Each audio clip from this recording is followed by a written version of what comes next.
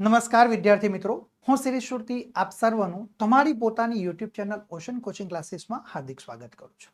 વિદ્યાર્થી મિત્રો, પ્રથમ પરીક્ષા માટે ખૂબ જ મહત્વનું જે કહી શકાય એવું નવનીત પબ્લિકેશન દ્વારા પ્રકાશિત કરવામાં આવતું વિકાસ પરીક્ષા લક્ષી અસાઇનમેન્ટ જે વિદ્યાર્થી મિત્રો બજારમાં આવી ચૂક્યું છે.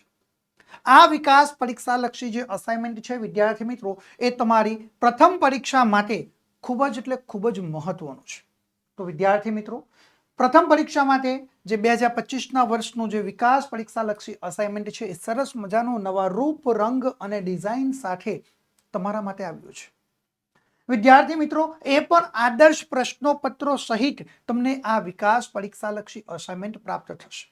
અને એમાં પણ ફરી પાછું ગણિત સ્ટાન્ડર્ડ વિષયની સાથે તમને 10મા ધોરણનું વિકાસ પરીક્ષા લક્ષી અસાઇનમેન્ટ પ્રાપ્ત થવાનું છે.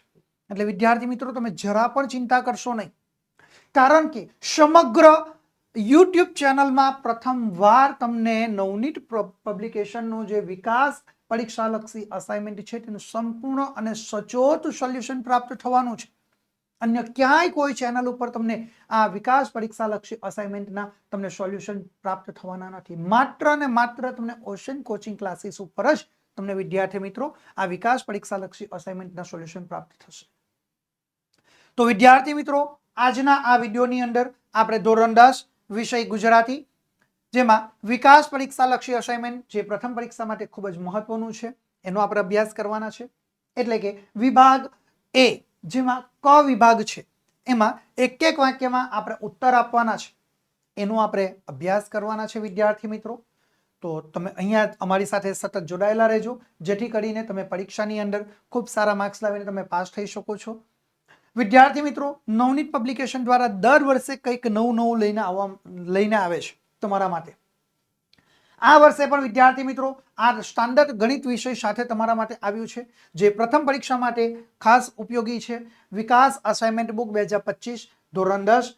વિદ્યાર્થી મિત્રો, ધોરણ 10ના અસાઇનમેન્ટના બુક મેળવવા માટેની જે લિંક છે એ તમને નીચે ડિસ્ક્રિપ્શનમાં આપવામાં આવેલી છે, અથવા અહીં આગળ તમે સ્ક્રીન ઉપર જોઈ શકો છો કે નવનીત પબ્લિકેશનની જે વેબસાઇટ છે એના માધ્યમથી પણ તમે આ વિકાસ પરીક્ષા લક્ષી અસાઇનમેન્ટ બુક મેળવી શકો છો. અને હા વિદ્યાર્થી મિત્રો, જો તમે ઘર બેઠા આ વિકાસ અસાઇનમેન્ટની બુક 2025ના વર્ષની મેળવવા માંગતા હો તો અત્યારે જ તમે તમારા મોબાઈલમાંથી અમારા મોબાઈલ નંબરનો સંપર્ક કરો. અમારો મોબાઈલ નંબર છે 7046 22 22 54 નંબર ઉપર તમે સંપર્ક કરી શકો છો. વિદ્યાર્થી મિત્રો, તમારે વરસાદમાં ક્યાંય કોઈ જગ્યાએ પલળવા જવાની જરૂર નથી, ગંદકીમાં બહાર જવાની જરૂર નથી. માત્ર ને માત્ર તમે ઘર બેઠા 130 રૂપિયામાં આ પ્રથમ પરીક્ષા માટેનો જે વિકાસ પરીક્ષા લક્ષી અસાઇનમેન્ટ છે એ તમે ઘર બેઠા મેળવી શકો છો. માત્ર ને માત્ર 130 રૂપિયાની અંદર જ તમે મેળવી શકશો વિદ્યાર્થી મિત્રો. એટલે ક્યાંય કોઈ તમારે ચિંતા કરવાની જરૂર નથી. ઓકે, હવે વિદ્યાર્થી મિત્રો, આપણે વધુ સમય ન લેતા આપણો અભ્યાસ આગળ વધારીએ છીએ, જેમાં આપણે જોઈએ વિભાગ એ, એટલે કે એમાં ક વિભાગ છે. બરાબર, સૂચના તમારા માટે સ્ક્રીન ઉપર છે. નીચે આપેલા પ્રશ્નોના એક વાક્યમાં તમારે ઉત્તર લખવાના છે વિદ્યાર્થી મિત્રો. એમાં તમને 2 ગુણ છે. પ્રશ્ન નંબર 9 અને 10 ની અંદર આ પ્રશ્નો તમને પરીક્ષામાં પૂછાશે અને પ્રત્યેક પ્રશ્નોનો તમને 1 ગુણ આપવામાં આવ્યો છે. તો વિદ્યાર્થી મિત્રો, આપણે અભ્યાસ આગળ વધારીએ.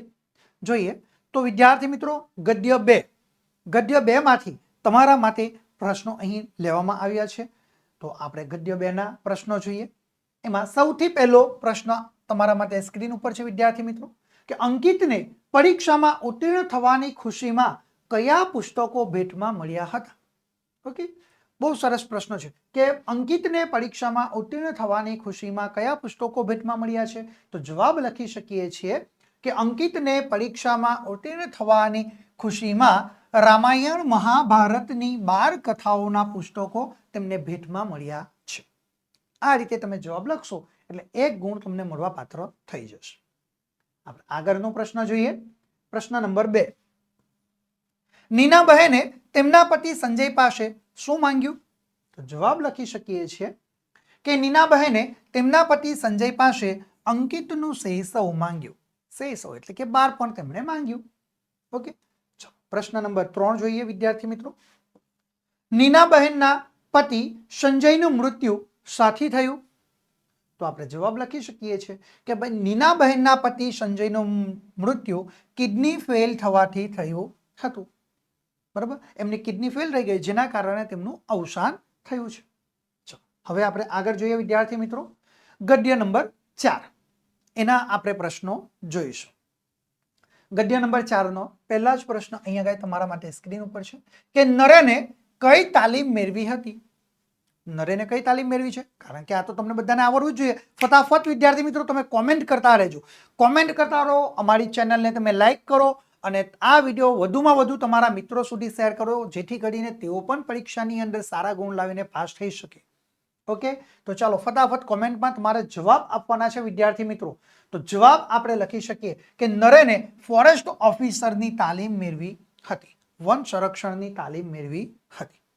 બરાબર, વન સંરક્ષણ ઓફિસરની તાલીમ તેમણે, અધિકારીની તાલીમ તેમણે મેળવી હતી. આ રીતે આપણે જવાબ લખી શકીએ છીએ. ચાલો હવે આપણે આગળ જોઈએ વિદ્યાર્થી મિત્રો, 2 નંબરનો પ્રશ્ન.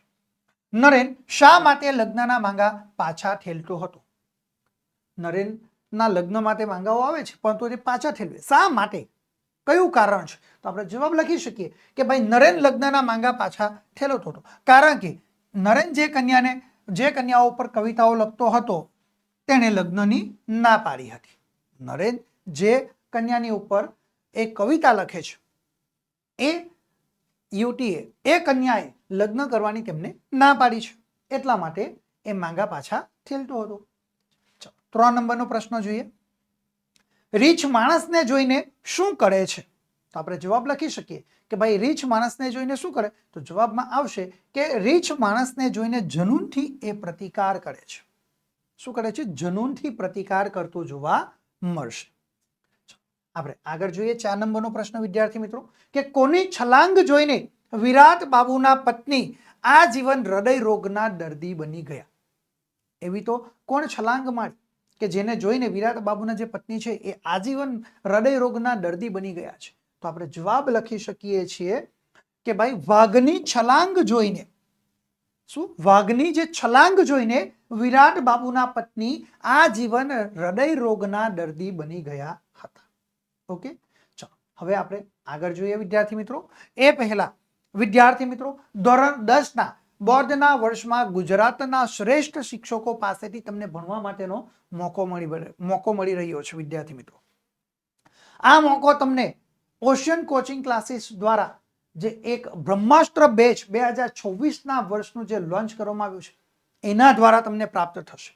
કારણ કે આ બ્રહ્માસ્ત્ર બેચની અંદર જે વિદ્યાર્થીઓ બિલકુલ મહેનત નથી કરતા એ વિદ્યાર્થીઓ પણ જબરજસ્ત સારામાં સારા માર્ક્સ લાવી શકે છે. કારણ કે અહીં આગળ તમને નાની નાની બાબતો ઉપર તમારું ધ્યાન કેન્દ્રિત કરવામાં આવ્યું છે. જે નાની નાની બાબતો છે એ તમામ બાબતોને આવરી લેવામાં આવી છે. કારણ કે આ બ્રહ્માસ્ત્ર બેચની અંદર વિદ્યાર્થી મિત્રો તમને ગણિત વિષય, વિજ્ઞાન વિષય, અંગ્રેજી વિષય અને સામાજિક વિજ્ઞાન વિષય, આ 4 જે મુખ્ય વિષયો છે તેને આવરી લેવામાં આવ્યા છે.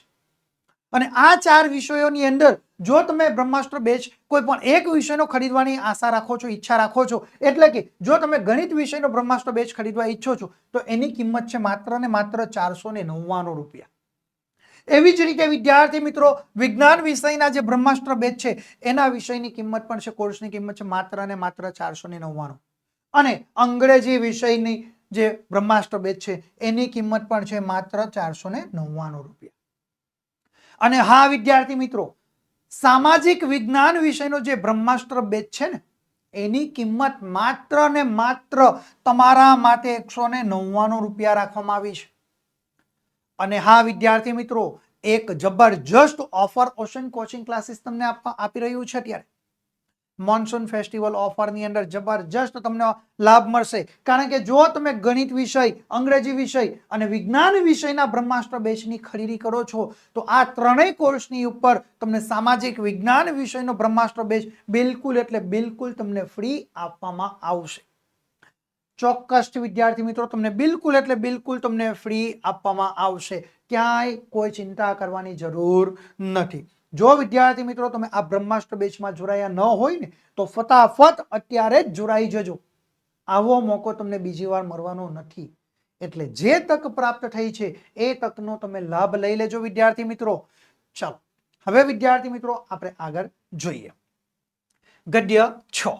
તો ગદ્ય 6 નો આપણે જે એક એક વાક્યના પ્રશ્નો છે એ જોઈએ વિદ્યાર્થી મિત્રો, જે તમારા માટે સ્ક્રીન ઉપર આવી ચૂક્યો છે.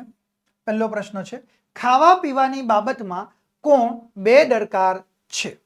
ખાવા પીવાની બાબતમાં કોણ બેદરકાર છે? તો ભાઈ ખાવા પીવાની બાબતમાં ભણેલા અને અભણ લોકો એ બેદરકાર છે. કોણ છે બેદરકાર? ખાવા પીવાની બાબતમાં ભણેલા અને અભણ લોકો એ બેદરકાર હોય છે. આ રીતે વિદ્યાર્થી મિત્રો સરસ મજાનો આપણે જવાબ લખી શકીએ છીએ.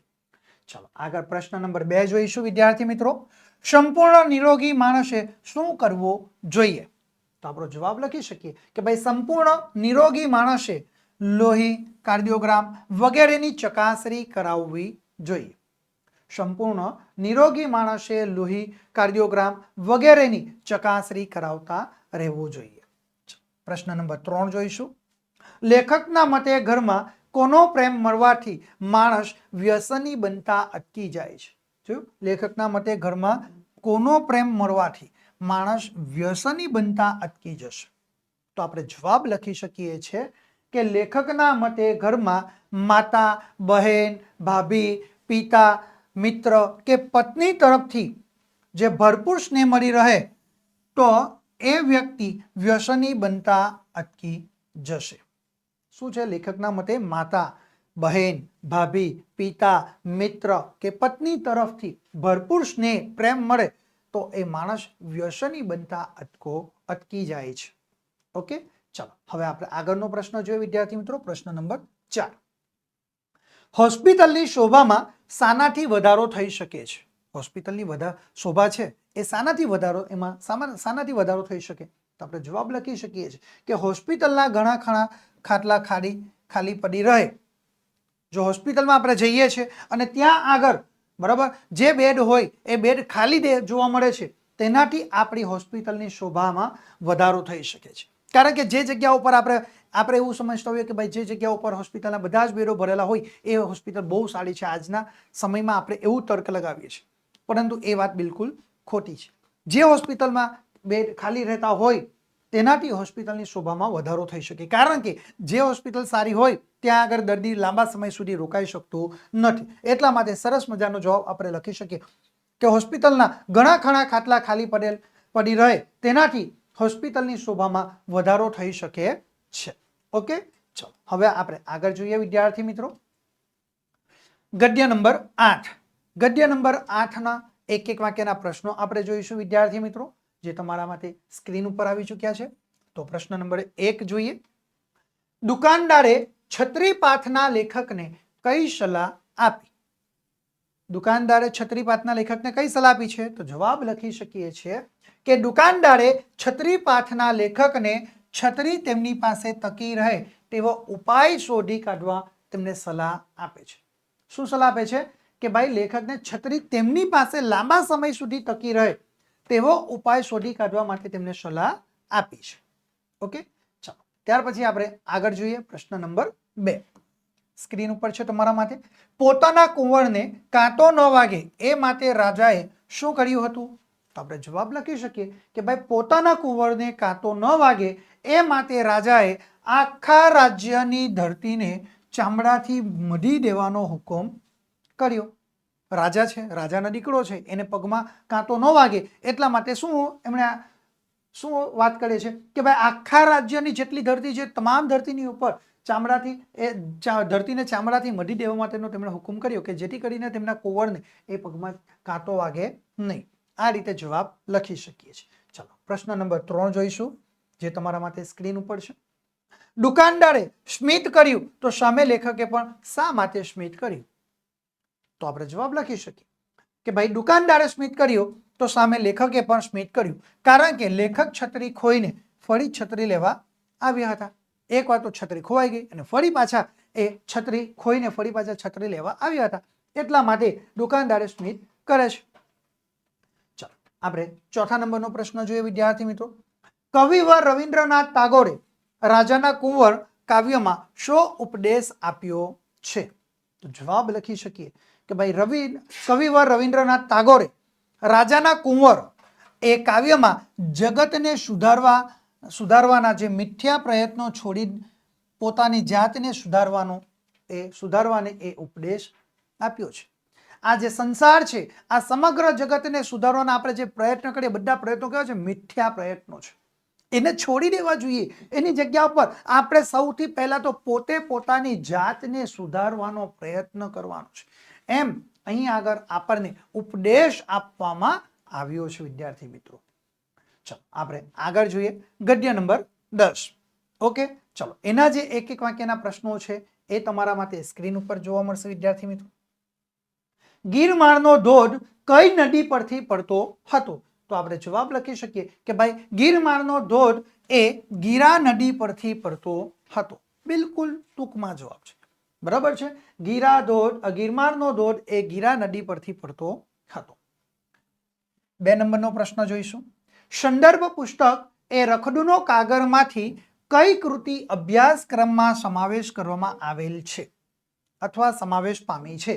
બરાબર. સંદર્ભ પુસ્તક કયું છે? રખડુનો કાગળ. આ જે કૃતિ છે, બરાબર, એ આ રખડુનો કાગળમાંથી કઈ કૃતિ આપણા અભ્યાસમાં સમાવેશ કરવામાં આવી છે? બહુ સરસ પ્રશ્ન છે. બોર્ડની પરીક્ષામાં પૂછવાની પૂરેપૂરી શક્યતા છે વિદ્યાર્થી મિત્રો, એટલે થોડું ધ્યાન રાખજો. તો આપણે જવાબ લખી શકીએ છીએ કે સંદર્ભ પુસ્તક એ રખડુનો કાગળમાંથી ડાંગ વનો અને આ કૃતિ આપણા અભ્યાસક્રમમાં સમાવેશ પામી છે. ઓકે, કઈ કૃતિ? ડાંગ વનો અને આ કૃતિ આપણા અભ્યાસક્રમમાં સમાવેશ પામેલી જોવા મળે છે. ચલો હવે આપણે આગળ જોઈએ. પ્રશ્ન નંબર 3. શાના માનમાં આદિવાસીઓ ફટાકડા ફોડતા હતા? કોના માનમાં આદિવાસી લોકો એ ફટાકડા ફોડતા હતા? તો જવાબ લખી શકાય કે મૃત્યુના માનમાં આદિવાસીઓ ફટાકડા ફોડતા હતા. કોઈકનું આપણા સ્વજનનું અવસાન થાય ત્યારે એ લોકો શું કરે છે? મૃત્યુ થાય છે કોઈ એમના સ્વજનોનું, ત્યારે શું કરે? ફટાકડા ફોડે છે અને એ ફટાકડા ફોડતા જોવા મળે છે.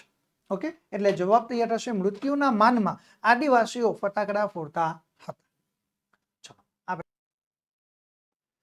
વિદ્યાર્થી મિત્રો, વિકાસ પરીક્ષા લક્ષી અસાઇનમેન્ટ ધોરણ 10 ની સંપૂર્ણ સોલ્યુશનની પીડીએફ ફાઇલ જો તમે મેળવવા માંગતા હો તો વિદ્યાર્થી મિત્રો તમે અત્યારે જ તમારો મોબાઈલ લો.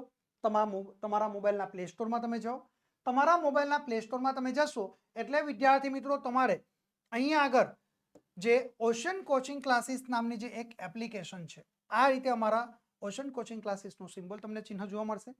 આ ઓશન કોચિંગ ક્લાસીસની જે એપ્લિકેશન છે તેને તમે ઇન્સ્ટોલ કરો તમારા મોબાઈલમાં.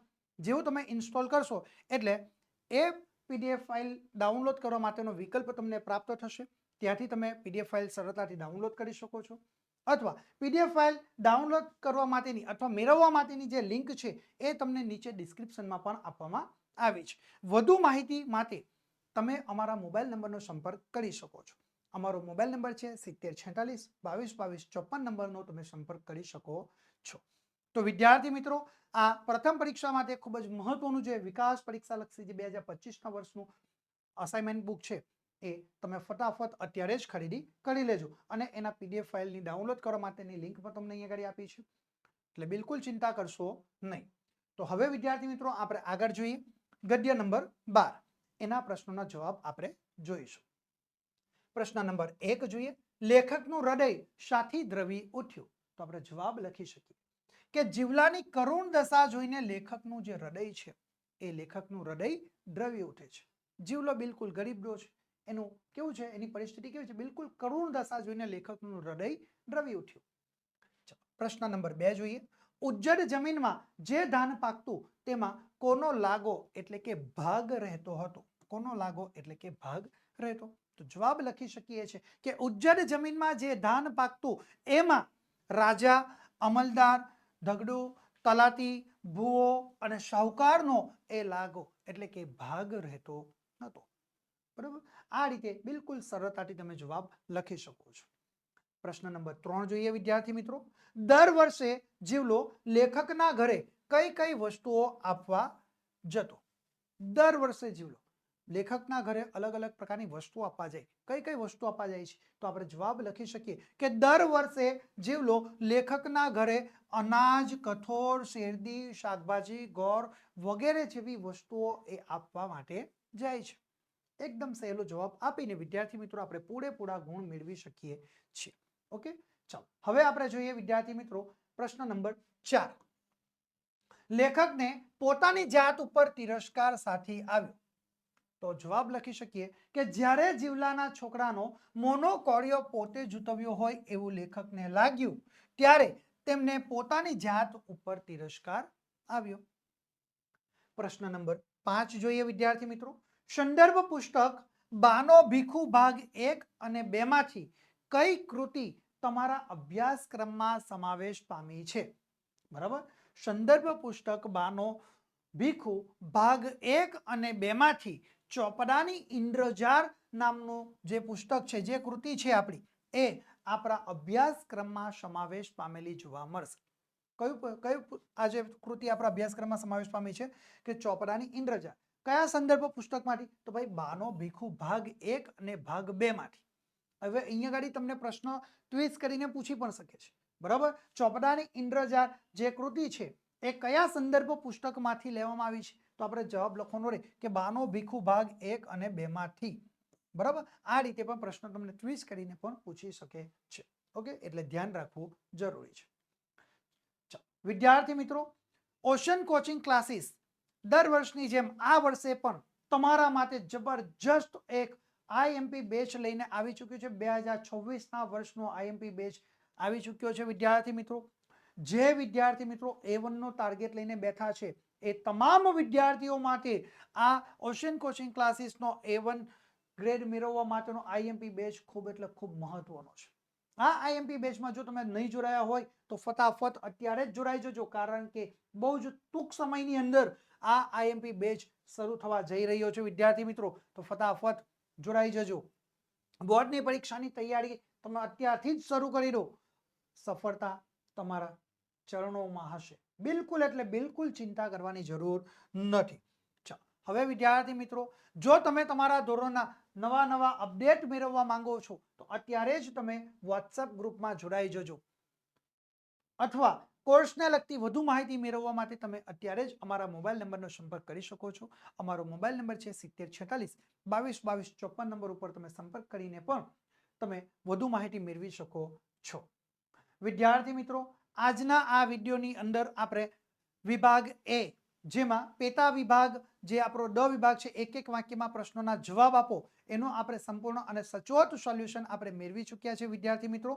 તો હવે આપણે આગળના વિડીયોની અંદર આપણે એક નવા વિડીયો સાથે મળશું, જેમાં 3-4 વાક્યના પ્રશ્નોના જવાબ હશે વિદ્યાર્થી મિત્રો. આપણે ફરી પાછા મળીશું. ત્યાં સુધી થેન્ક યુ.